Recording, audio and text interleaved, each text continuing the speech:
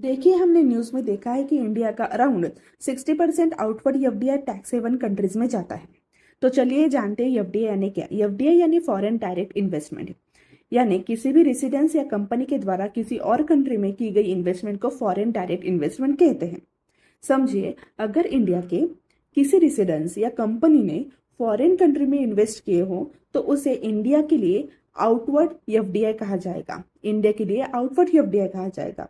वैसे ही अगर foreign company या रेसिडेंस ने इंडिया की किसी कंपनी में इन्वेस्ट किया हो तो वो इंडिया के लिए इनवर्ड एफडीआई कहलाएगा। एफडीआई यानी लॉन्ग टर्म इन्वेस्टमेंट होती है जिसमें कम से कम 10% इक्विटी का इन्वेस्टमेंट चाहिए। एफडीआई के लिए 2 टाइप्स के एंट्री रूट है, एक है automatic route, second government route. Automatic route में किसी तरह की गवर्नमेंट या फिर आरबीआई की परमिशन की जरूरत नहीं होती। इंडिया में अराउंड 90% एफडीआई इसी रूट से आता है, जैसे कि agriculture, animal husbandry, coal mining, industrial parks etcetera. ऐसे फील्ड में इन्वेस्टमेंट ऑटोमेटिक रूट से आता है।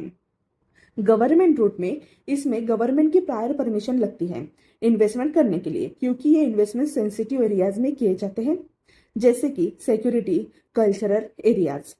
ऐसे भी कुछ सेक्टर्स है जहाँ पे एफडीआई प्रोहिबिटेड है, वो है लॉटरी, गैम्बलिंग, चिट फंड, निधि कंपनीज, ऑटोमेटिक एनर्जी। ऐसे स्ट्रैटेजिक सेक्टर्स है जहाँ पे एफडीआई प्रोहिबिटेड है। Top 3 destination Singapore, Mauritius, UAE, ये टॉप 3 डेस्टिनेशन है जहां से इंडिया में सबसे ज्यादा एफडीआई आता है। सिंगापुर से आता है 22.6%, मॉरिशियस से आता है 10.9% और यूएई से आता है 9.1%।